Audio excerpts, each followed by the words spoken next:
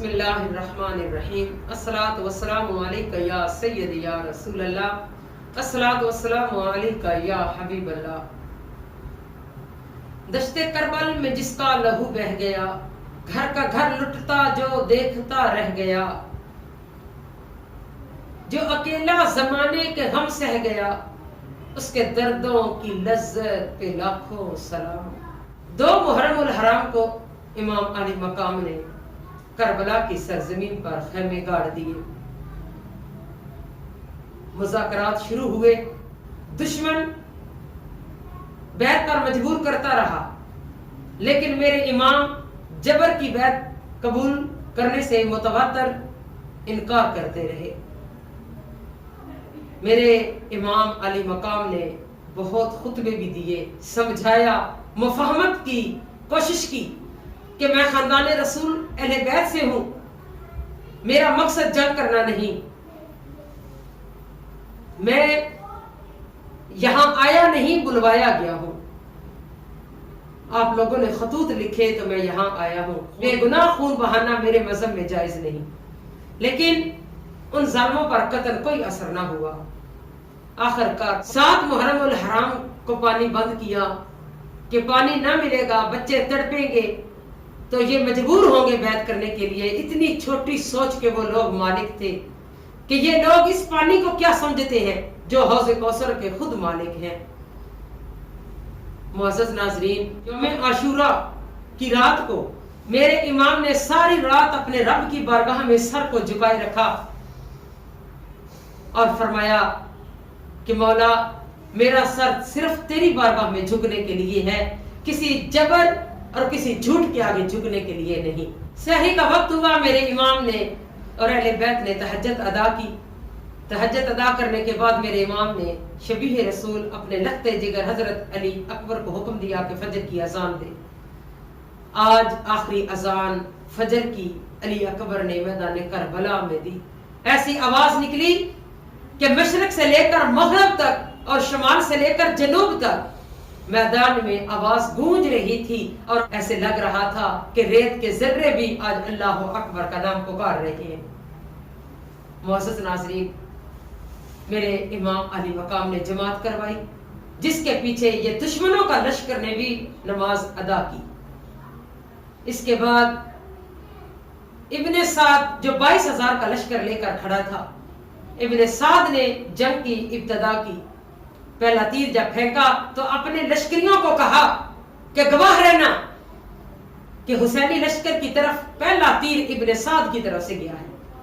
جوابی کارروائی میں میرے حسین کے جاننثار ساتھی میدان میں اترے، جن کے اندر سلا کے ساتھ ایک گاؤں تھا، جس گاؤں سے عبداللہ کلب خاندان کا 17 دن ابھی ہوئے تھے شادی کو حاضر خدمت ہوا اور اپنی جان قربان کی۔ میرے امام علی مقام کے شہزادے لختے جگر باری باری آتے رہے اور دشمن کو نیست و نابود کرتے رہے۔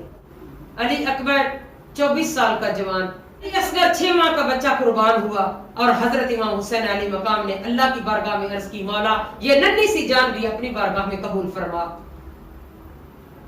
حضرت قاسم حضرت حسن علیہ السلام کے بیٹے قربان ہوئے۔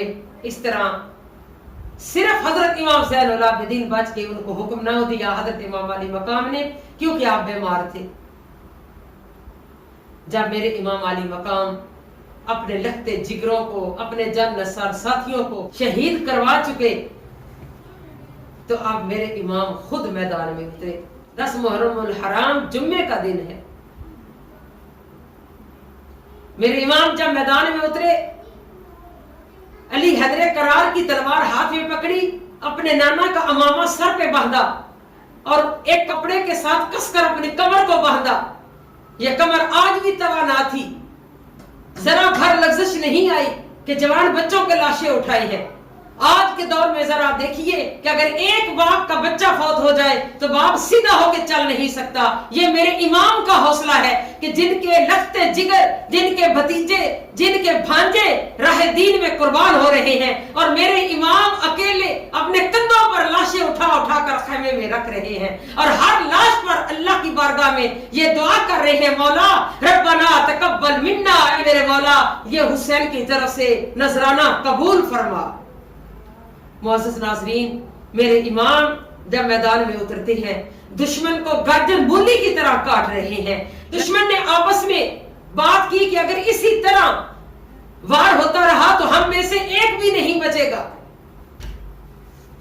یہ نبی کا نور عین ہے، یہ بالیقین حسین ہے، یہ بالیقین حسین ہے.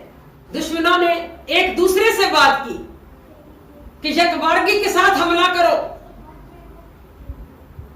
دشمن نے چاروں طرف سے میرے امام پر حملہ کیا. میرے امام گھوڑے کی زین سے نیچے گر پڑے. آپ کے وجود مبارک پر 33 زخم تیروں کے، 34 زخم نیزوں کے اور 113 سوراخ تھے. اس کے باوجود ریت کے ساتھ آپ نے تیمم کیا اور اپنا سر سجدے میں رکھا اور اللہ رب العزت کی بارگاہ میں عرض کی، سبحان ربی الاعلی، سبحان ربی الاعلی، سبحان ربی الاعلی. خولی لعین آگے بڑھا جس نے آپ کا سر تن سے جدا کر دیا.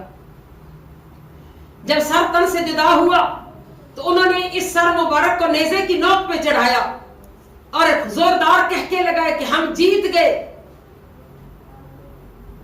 باقی اہل بیت کو اونٹوں پر بٹھایا گیا اور جلوس کی صورت میں شہدائے کربلا کے سر مبارک کو نیزوں پہ چڑھا کر، اور سب سے آگے آگے امام علی مقام کا سر مبارک نیزے کی نوک پہ تھا اور یہ جلوس کی صورت میں یزید کی طرف جا رہے تھے. جب یزید کے دربار میں پہنچے، سر مبارک کو ایک تشت میں رکھا گیا تو ظالم یزید نے کہا ہم جیت گئے. حضرت سیدہ زینب سلام اللہ علیہا کھڑی ہو گئی.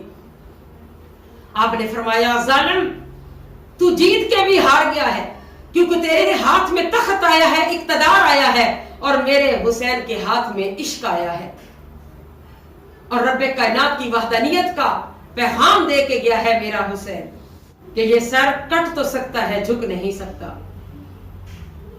حضرت نعمان بن بشیر یزید کے دربار میں بیٹھے تھے. وہاں ایک نابینا صحابی بھی بیٹھا تھا.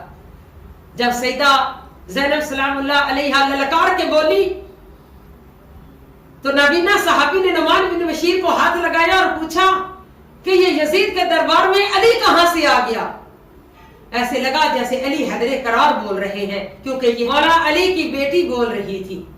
سیدہ زینب سلام اللہ علیہا نے خطبہ دیا. اس کے بعد امام زین العابدین کھڑے ہوئے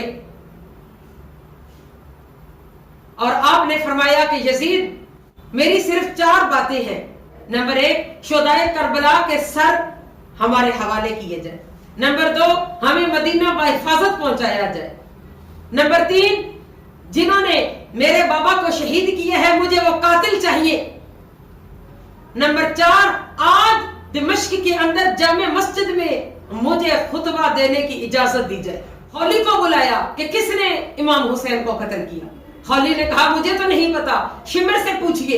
شمر نے کہا مجھے نہیں پتا، سنان سے پوچھئے.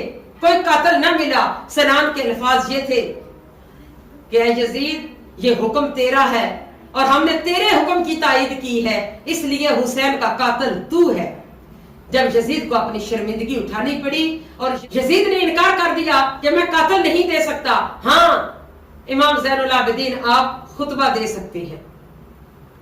جب حضرت امام زین العابدین کھڑے ہوئے جامع مسجد کے اندر، آپ نے اہل بیت کی شان بیان کی. اس سے پہلے کہ لوگ اٹھتے اور یزید کا گریبان پکڑتے، یزید نے فوری طور پر مؤذن کو حکم دیا کہ آپ اذان دیجئے. حضرت امام زین العابدین نے اپنے خطبے کو روکا اور جب مؤذن نے اذان دی اس نے کہا اللہ اکبر اللہ اکبر. امام زین العابدین نے فرمایا بے شک اللہ ہی سب سے بڑا ہے. مؤذن نے پھر کہا اشہد ان لا الہ الا اللہ. حضرت امام زین العابدین نے فرمایا بالکل اس کے سوا کوئی عبادت کے لائق نہیں.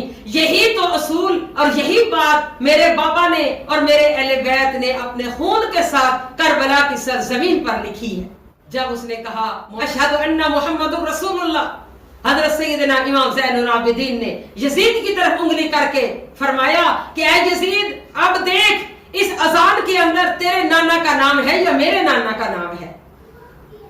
یزید کو چھپنے کی جگہ نہیں مل رہی تھی. معزز ناظرین، اس نے اس قدر ظلم اور بربریت کا مظاہرہ کیا. اس نے سمجھا کہ میں طاقت کے ساتھ سب کچھ حاصل کر لوں گا، لیکن میرے امام نے اپنے بچوں کو قربان کر کے یہ پیغام قیامت تک جاری رکھا کہ طاقت کے ساتھ تم کسی کو سرنگو نہیں کر سکتے. حق بات پہ کٹتی ہے تو کٹ جائے زباں میری، اظہار تو کر جائے گا ٹپکا جو لہو میرا. معزز ناظرین، اس یزید نے نہ صرف اہل بیت کے ساتھ ظلم و بربریت کا اظہار کیا، بلکہ مدینہ والوں نے جب سنا تو مدینے والوں نے احتجاج کیا. اس نے اپنی فوجیں مدینہ میں بھی بھیجی. 3 دن تک مدینہ پاک کے اندر نماز نہ پڑھی گئی، روزہ عطر کی بے حرمتی کی، اپنے گھوڑے مسجد نبوی کے صحن میں باندھے، عورتوں کی عزتیں لوٹی. اس پر بھی اس کو صبر نہ آیا. مکہ کے لوگوں نے احتجاج کیا، اس نے اپنی فوجیں مکہ میں بھیج دی، حتیٰ کہ رب کائنات کے گھر بیت اللہ کا غلاف اس کو آگ لگا دی. اور آج لوگ کہتے ہیں کہ یزید کی توبہ قبول ہو گئی، یزید جنتی ہے. وہ کیسے جنتی ہو سکتا ہے جو اہل بیت کا دشمن ہے، جس نے کائنات کے تاجدار رحمت عالم صلی اللہ علیہ وسلم کے جگر کو اور آپ کی لگتے جگر جناب فاطمہ الزہرا کے جگر کو تکلیف پہنچائی ہے. تو معزز ناظرین، میرے امام قربان ہوئے ایک مقصد پر، ایک مشن پر. یزید تخت حاصل کر کے بھی ناکام رہا اور میرا امام سب کچھ قربان کر کے جیت گیا، کیونکہ آج بھی میرے حسین کا مشن جاری ہے، آج بھی وہ مقصد ہمارے پاس موجود ہے. اللہ رب العزت ہمیں اپنے امام کے مقصد کو جاری رکھنے کی توفیق عطا فرمائے. نوحے جس کے فلک پر رقم ہو گئے، نوحے جس کے فلک پر رقم ہو گئے، جس کے بھائی کے بازو قلم ہو گئے، جس کی عظمت کے اونچے علم ہو گئے، اس کی دستار عظمت پہ لاکھوں سلام.